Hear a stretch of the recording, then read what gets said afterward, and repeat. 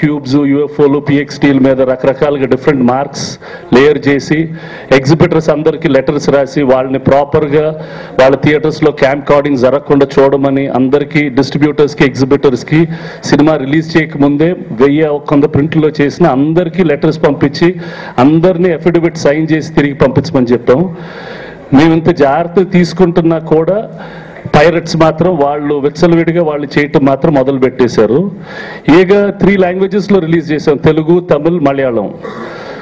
మీకు ఇప్పుడు ఒక రిపోర్ట్ వచ్చి ఉంటుంది, పైరట్స్ ఎంత దారుణంగా అయ్యారంటే సినిమా థియేటర్లో రిలీజ్ అవ్వక ముందే నాని అనే తమిళ్ వర్షన్ వేల్మురుగన్ థియేటర్ కోయంబత్తూర్లో అతను 2 hours 53 minutes అంటే తెల్లారుజామున 2:30 గంటల టైంలో అతను థియేటర్ని ఓపెన్ చేసుకొని క్యాంప్ కార్డర్ని తీసుకొచ్చి ఆ పాట్ హోల్లో పెట్టి సినిమా తీసి పైరట్స్కి హ్యాండ్ ఓవర్ చేసేసాడు. ఆ డీటెయిల్ మాకు క్లియర్గా ఈ రిపోర్ట్లో దొరికింది, ఏ థియేటర్లో చేశారు, ఎన్నింటికి దొరికారని చెప్పి.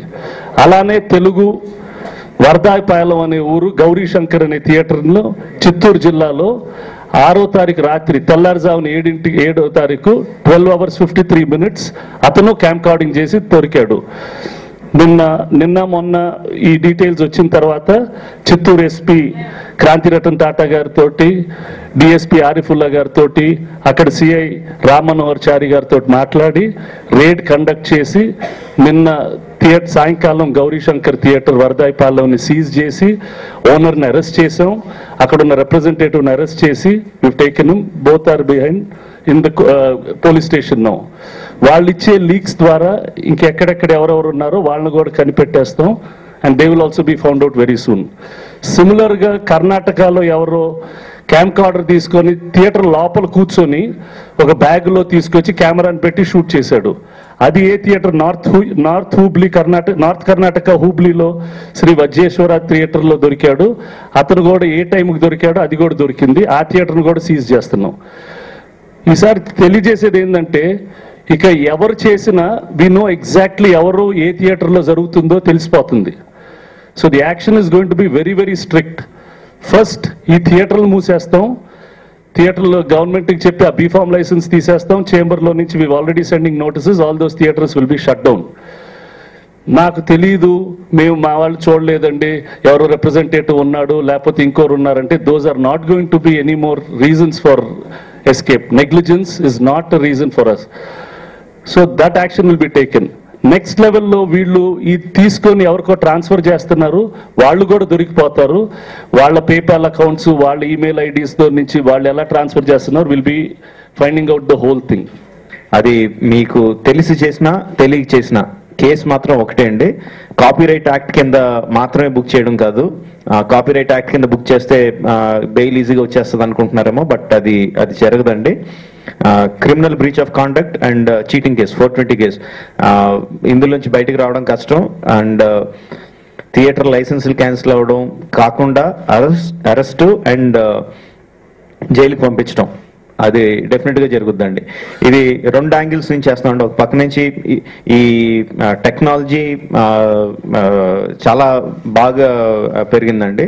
ప్రతి ప్రింట్, అది యూఎఫ్ఓ కానివ్వండి, పిఎక్స్డి కానివ్వండి, క్యూబ్ కానివ్వండి, ఫిజికల్ ప్రింట్ కానివ్వండి, ప్రతి ప్రింట్ మీద వాటర్ మార్కింగ్ ఉంటుంది.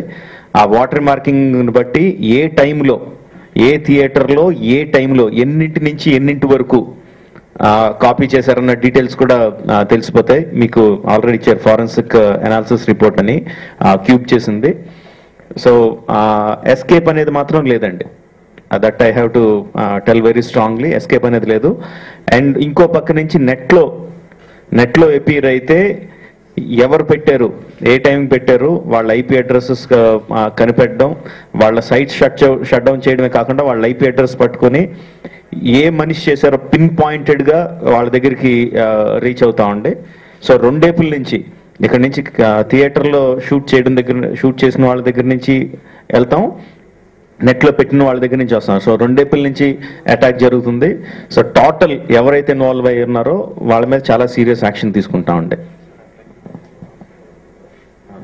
అండ్ డౌన్లోడర్స్ ఇంతకుముందు కూడా చెప్పానండి, ఎవరైతే డౌన్లోడ్ చేసుకుంటున్నారో పర్టికులర్గా యుఎస్ ఎన్విరాన్మెంట్లో ఉన్న వాళ్ళకి చెప్తున్నానండి, ఎవరైతే డౌన్లోడ్ చేసుకుంటున్నారో అన్ని ఐపీ అడ్రస్లు is being sent to INS, immigration and nationalization services వాళ్ళకి వెళ్తాయండి. ఇల్లీగల్ కంటెంట్ డౌన్లోడ్ చేయడం అనేది మీ రికార్డ్స్లో it will be remarked against your records. So తర్వాత మీకు గ్రీన్ కార్డ్ ప్రాబ్లమ్స్ అవుతాయి, డిపోర్టింగ్ కూడా చేస్తారు. సో నాట్ జస్ట్ పైరేట్ చేయడమే కాదు, డౌన్లోడ్ చేసుకున్నా సరే you are going to face problems. And మీరు ఇది సజెషన్లా తీసుకుంటారో వార్నింగ్లా తీసుకుంటారో అది మీ ఇష్టం. A1 అక్యూజ్డ్ ఫస్ట్ థియేటర్ ఓనర్గా బీఫామ్ హోల్డర్ అవుతాడు, తర్వాత మేనేజర్, తర్వాత లెస్సీ, తర్వాత ఎవరైనా యాడ్ అవుతారో తప్పితే థియేటర్ ఓనర్ మిస్ కాడు. కాబట్టి థియేటర్ ఓనర్స్ చాలా కేర్ఫుల్గా ఉండండి.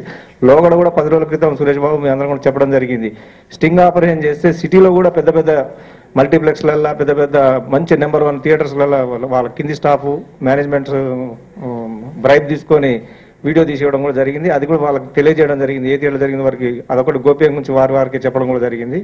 ఇక ముందు గోప్యం అనేది లేదు. ఇప్పటికే 2 థియేటర్లు సీజ్ అయినాయి. ఆల్రెడీ ఆ ప్రాసెసర్ ఆపరేటర్ని థియేటర్ ఓనర్ని కూడా అరెస్ట్ చేసి స్టేషన్ తీయడం జరిగింది. అది బెయిల్ పరిస్థితులు ఇప్పుడు మన రాజమౌళి గారు అన్నట్టు సినిమాటోగ్రఫీ యాక్ట్ ప్రకారం పెడితే ఏదో 1 డేలో 24 అవర్స్లో బెయిల్ రావచ్చు. కానీ ఈ మిగతా వారు చెప్పిన 2 సెక్షన్లు 420 కానీ చీటింగ్ కానీ అట్లాంటి ఇంకా వేరే సెక్షన్స్ కనుక పెడితే బెయిల్ దొరకడం కూడా చాలా ఇబ్బంది అవుతుంది. థియేటర్ యజమానులకు ముఖ్యంగా చెప్పేది, మన కన్ను మనమే పొడుచుకుంటున్నాం. ఈ చౌర్యం ఇవ్వాలి, ఏదో 15,000 దొరికినా 20,000 దొరికినా కనుక ఇచ్చేస్తే ఈ చౌర్యం వల్ల ఈ సీడీ బయటికి పోతే మన బిజినెస్ రాష్ట్ర వ్యాప్తంగా కొన్ని కోట్ల నష్టం జరుగుతుంది. తర్వాత అది ఇండైరెక్ట్గా మనకు రావాల్సిన అద్దెల రూపంలో కానీ మనకు రావాల్సిన ప్రేక్షకుల నుంచి వచ్చే షేర్ రూపంలో కానీ మనమే కోల్పోతాం. దయచేసి వీడియో పైన జరగకుండా జాగ్రత్త తీసుకోవాలి. థియేటర్లోకి వెళ్ళే వాళ్ళకి సెల్ ఫోన్స్ వాళ్ళ వెహికల్స్లన్నా పెట్టుకోవాలి, లేకపోతే వితౌట్ సెల్ ఫోన్స్తో వచ్చే విధంగా వస్తే దీన్ని ఒకదాన్ని డెఫినెట్గా ఇచ్చేయటానికి వస్తుంది. లేకపోతే అక్కడ మామూలుగా ఇప్పుడు షాప్స్లో ఇవి పెడుతున్నారు, ఆ బాక్సులు ఉంటాయి, స్టోర్ రూమ్స్ ఉంటాయి, వాటిల్లో డిపాజిట్ చేసుకొని లోపలికి వెళ్ళే పద్ధతి పెట్టడం జరిగేదానికి ఒకటి ప్రయత్నిస్తే డెఫినెట్గా ఈ సెల్ ఫోన్లో తీయటం అనేది చేయొచ్చు. రీసెంట్గా మొత్తం తమిళనాడు, కర్ణాటక, కేరళ, ఆంధ్రప్రదేశ్, ఎందుకనంటే ఇవన్నీ ఆంధ్రప్రదేశ్ వీడియో పైరసీతో ఇంటర్లింక్ అయి కోఆపరేట్ చేస్తున్నారు. ఈ 3 గవర్నమెంట్లు కూడా మన ఆంధ్రప్రదేశ్ వీడియో పైరసీనే మెయిన్గా పెట్టుకొని ఇప్పుడు దాకా చేయడం జరిగింది. ఈ మధ్యన బర్మా బజార్లో దాదాపు 300 మందిని మన ఆంధ్రప్రదేశ్ వీడియో పైరసీ సెల్ వాళ్ళు తీసుకెళ్ళి అందరినీ నిలబెట్టి షాపులని ముయించి వాళ్ళు బంద్ చేసే స్టేజ్కి వస్తే అక్కడ గవర్నమెంట్ మనకు ఫుల్ సపోర్ట్ ఇచ్చి వాళ్ళని అరెస్ట్ చేసే పని చేయడం జరిగిందండి. ఒకటి మాత్రం ఈరోజు థ్యాంక్స్ చెప్పుకోవాలి, ఎందుకంటే ఒక సినిమా డైరెక్టర్గా రాజమౌళి గారు ఈరోజు దీనికి తీసుకున్నంత ఇదిగా ప్రతి సినిమా డైరెక్టర్ కూడా ఇలాగే వచ్చి ఇలాగే తీస్తే ఈ టెక్నిక్లు ఇవన్నీ చేస్తే మాత్రం డెఫినెట్గా ఇంకా గ్రాండ్ సక్సెస్ అయ్యి ఫర్దర్గా పైరసీ అనేది లేకుండా చేయడానికి జరుగుద్ది. I want to really thank Rajkumar and his team for their splendid efforts all this time, Andy.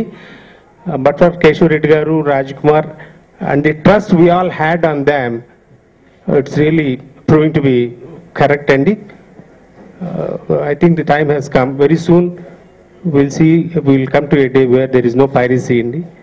And it's within our hands. Suresh Babu వీళ్ళందరూ చెప్పినట్టుగా ప్రొడ్యూసర్స్గా మేము మాకు టోటల్గా సహకరించాల్సింది ఎగ్జిబిటర్స్ అండి. ఇందాక విజయేందర్ రెడ్డి గారు చెప్పారు, an exhibitor is responsible for the property which we have kept